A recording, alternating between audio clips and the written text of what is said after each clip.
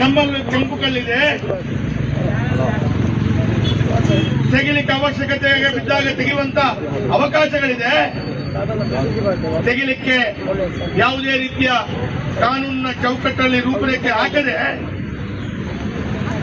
ಅನಧಿಕೃತವಾಗಿ ಇಲ್ಲಿಗಲ್ ಆಗಿ ಕೆಂಪು ಕಲ್ಲು ಮಂಗಳೂರಿಗೆ ಬರುವ ರೀತಿಯಲ್ಲಿ ನೀವು ಸಹಕಾರ ಮಾಡಿಕೊಳ್ತಾ ಇದ್ದೀರಾ. ಇವತ್ತು ಕೇರಳದಿಂದ ಕಮ್ಮಿ ದರದಲ್ಲಿ ಕೆಂಪು ಕಲ್ಲು ಮಂಗಳೂರಿಗೆ ಬರುವಂತ ರೀತಿಯಲ್ಲಿ ನಿಮ್ಮ ಆಡಳಿತದ ಚುಕ್ಕಾಣಿ ಯಾವ ರೀತಿಯಲ್ಲಿ ಆಗ್ತಾ ಇದೆ ಅಂತ ಕೇಳಿದ್ರೆ, ಬೇರೆ ಭಾಗದಿಂದ ಇಲ್ಲಿಗಲ್ ಆಗಿ ಬಂದು ಇಲ್ಲಿ ನಮಗೆ ಕೆಂಪು ಕಲ್ಲನ್ನ ಕಮ್ಮಿ ದರದಲ್ಲಿ ಕೊಡುವಂತ ರೀತಿಯ ವಾತಾವರಣ ಸೃಷ್ಟಿ ಆಗ್ತಾ ಇದೆ. ಇದನ್ನ ತರುವವರು ಯಾರು? ಬೇರೆ ಬೇರೆ ಭಾಗದಿಂದ ಇಲ್ಲಿಗಲಿ ಮೈನಿಂಗ್ ಅಂತ ಹೇಳುವಂತ ರೀತಿಯಲ್ಲಿ ಮಂಗಳೂರು ನಮ್ಮ ಜಿಲ್ಲೆಯಲ್ಲಿ ಕೆಂಪು ಕಲ್ಲನ್ನ ಕೇರಳದಿಂದ ತಂದು ಮಾರುವವರು ಯಾರು? ಅಥವಾ ಈ ಮರಳನ್ನ ಇಲ್ಲಿಗಲ್ ಆಗಿ ತೆಗೆಯುವವರು ಯಾರು? ನೀವು ನೋಡಿ, ಎಲ್ಲರೂ ಕಾಂಗ್ರೆಸ್ ಪಕ್ಷದ ನಾಯಕರ ಹಿಂಬದಿಯಲ್ಲಿ ಇರ್ತಾರೆ.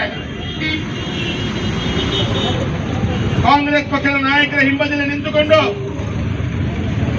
ಈ ರೀತಿಯ ಅನಧಿಕೃತವಾದಂತಹ ಚಟುವಟಿಕೆಯನ್ನು ಮಾಡ್ತಾ ಅವರಿಗೆ ಕಾಂಗ್ರೆಸ್ ಸರ್ಕಾರ ಪರೋಕ್ಷವಾಗಿ ಬೆಂಬಲ ಕೊಡ್ತಾ ಇದೆ. ಇವತ್ತು ಕೆಂಪು ಕಲ್ಲು ಮತ್ತು ಮರಳಿನ ಬಗ್ಗೆ ಹೇಳಬೇಕು ಅಂತೇಳಿ ಆದ್ರೆ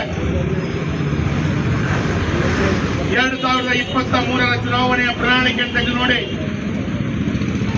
ಕಾಂಗ್ರೆಸ್ ಪಾರ್ಟಿಯ ಪ್ರಣಾಳಿಕೆಯನ್ನು ತೆಗೆದು ಓದಿ ಸ್ವಾಮಿ. ಕಾಂಗ್ರೆಸ್ ಪಾರ್ಟಿ ಪ್ರಣಾಳಿಕೆಯಲ್ಲಿ ಹೇಳಿದೆ, ಪ್ರತ್ಯೇಕವಾದ ಮರಳು ನೀತಿಯನ್ನು ಮಾಡ್ತೇವೆ, ಈ ಭಾಗದ ಕೆಂಪು ಕಲ್ಲಿಗೆ ಪ್ರತ್ಯೇಕವಾದಂತಹ ನೀತಿಯನ್ನು ಅನುಷ್ಠಾನ ಮಾಡ್ತೇವೆ. ಕಾಂಗ್ರೆಸ್ನವರು ಹೇಳಿದ್ರು. ಆ ಹೇಳಿದಂತ ವಿಚಾರಗಳನ್ನು ಯಾವುದಾದ್ರೂ ಒಂದು ಎಳ್ಳಿನಷ್ಟು ಅದನ್ನ ಯಶಸ್ವಿಯಾಗಿ ಅನುಷ್ಠಾನ ಮಾಡಲಿಕ್ಕೆ ತಮ್ಮ ಪ್ರಯತ್ನಗಳನ್ನು ಮಾಡಿಲ್ಲ.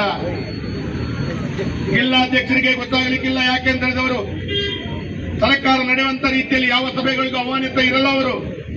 ಆದ್ರೆ ನಾನು ಶಾಸಕನಾಗಿ ಹೇಳ್ತೇನೆ, 2 ವರ್ಷಗಳಲ್ಲಿ ಮರಳು ನೀತಿಯಿಂದ ಹಿಡಿದು ಕೆಂಪು ಕಲ್ಲಿನ ನೀತಿ ಅಂತೇಳಿ ಒಂದೇ ಒಂದು ಸಭೆಯನ್ನ ಕಳೆದಂತ ಸರ್ಕಾರ ಯಾವುದು ಅಂತ ಕೇಳಿದ್ರೆ ಅದು ಕಾಂಗ್ರೆಸ್ ಸರ್ಕಾರ. ನಾಚಿಕೆ ಆಗಬೇಕು ನಿಮ್ಗೆ ನಾಚಿಕೆ ಆಗಬೇಕು. ಒಂದೇ ಒಂದು ಸಭೆಯನ್ನ ಕರೆಯುವಂತ ತಾಕತ್ತು ಧೈರ್ಯ ನಿಮಗಿಲ್ಲ. ಮರಳು ನೀತಿಯನ್ನು ಮಾಡಬೇಕು ಅಂತ ಹೇಳಿದ್ರೆ ಕೇವಲ ನಿಮ್ಮ ಅಧಿಕಾರಿಗಳು ಕೂತ್ಕೊಂಡು ಮಾಡ್ತೀರಾ? ಇಲ್ಲ, ಮಾಡಿಲ್ಲ. ಜಿಲ್ಲಾಧಿಕಾರಿಗಳು, ಮೈನಿಂಗ್ ಅಧಿಕಾರಿಗಳು, ಸ್ಥಳೀಯ ಶಾಸಕರುಗಳು ಸೇರ್ಕೊಂಡು ಸಭೆಯನ್ನ ಕರಿಬೇಕಾದಂತ ಅನಿವಾರ್ಯತೆ ಇತ್ತು. ಮಂಗಳೂರು